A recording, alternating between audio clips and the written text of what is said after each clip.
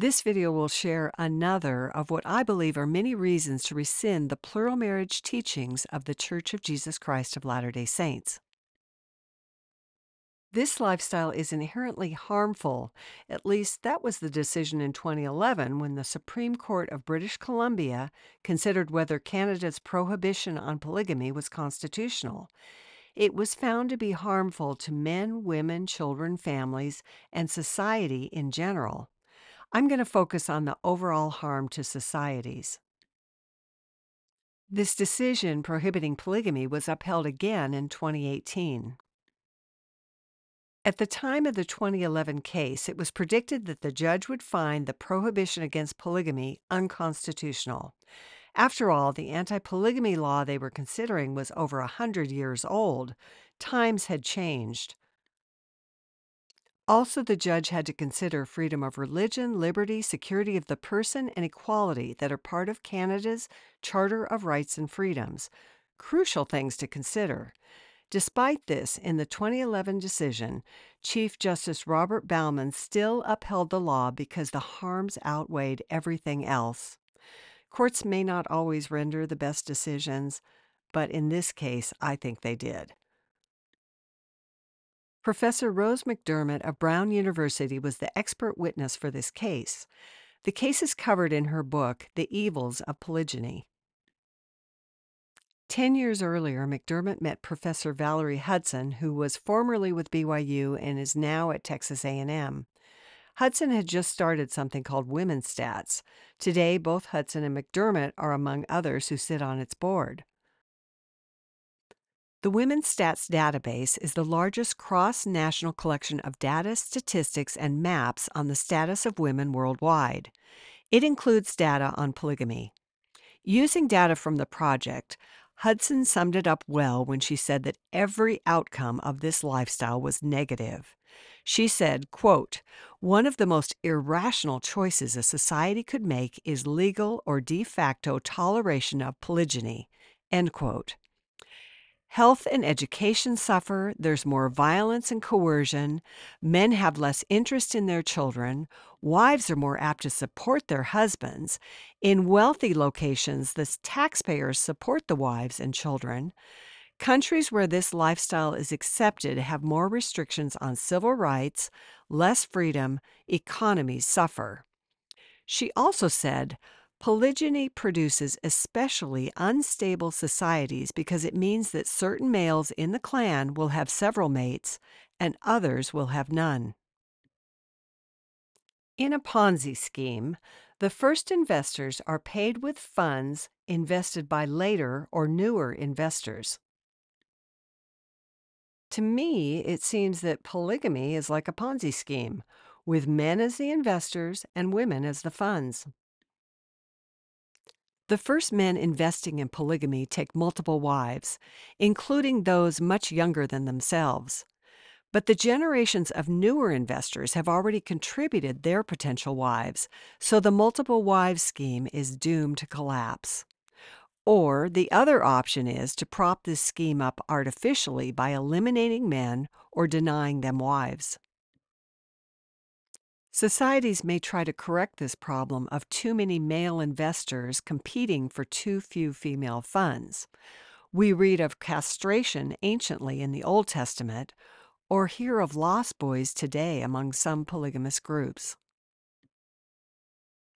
By the way, there weren't more females overall in early Utah, as I was always told. Based on the 1880 Utah Census, the opposite appears to be true. But back to the 2011 case. Based on the extensive evidence presented by McDermott, Justice Bauman concluded that regardless of the individuals living it, no matter where they are or who they are, the harms are inherent, universal, and clear. Despite all this bad news, we're told that the early saints were inspired by God to adopt this lifestyle. It's an eternal principle that is part of God's plan. Really? I no longer think so.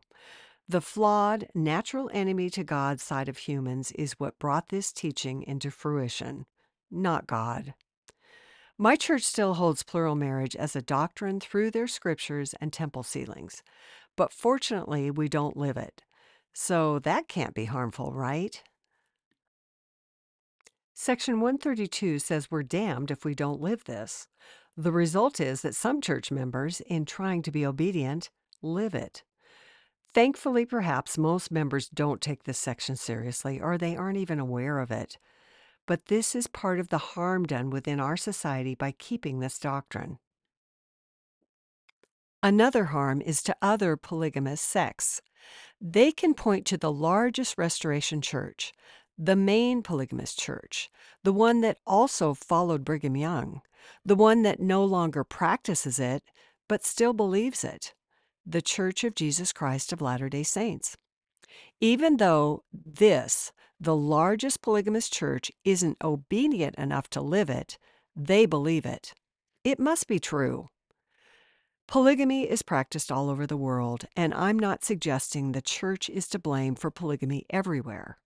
However, by hanging on to this doctrine, my church helps sustain this harmful lifestyle among other Restoration societies.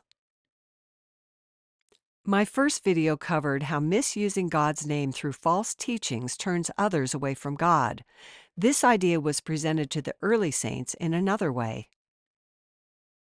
The lectures on faith were the doctrine in the 1835 Doctrine and Covenants. When it was presented to the general church membership, it was accepted. The preface to this 1835 edition was signed by Joseph Smith and therefore endorsed by Joseph Smith. The third lecture, titled The Character of God, says that three things are necessary to exercise faith in God. The first is the idea that God actually exists.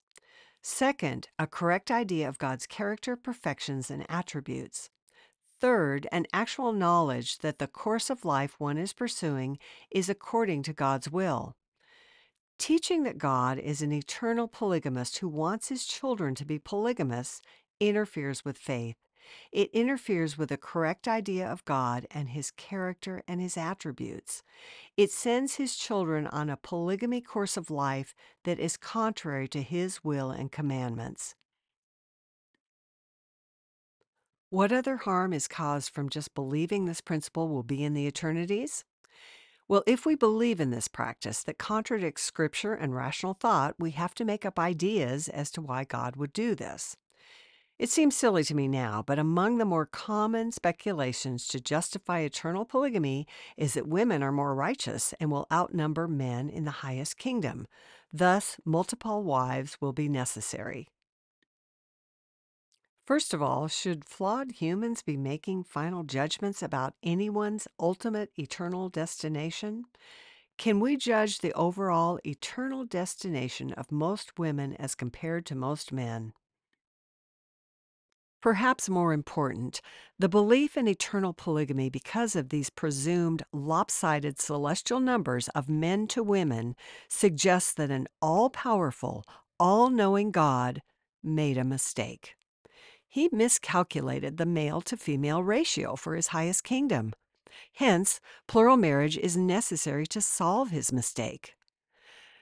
This sends us far from a correct idea of God. It harms faith. In 2 Nephi 9:41, we're told that the paths of the Lord are righteous. The keeper of the gate is the Holy One of Israel. He employs no servant there. Are polygamous men looking to their multiple wives as gatekeepers to get them into heaven? Does the mere belief in the eternal principle of many wives and concubines allow for a correct idea of God and his character, perfections, and attributes?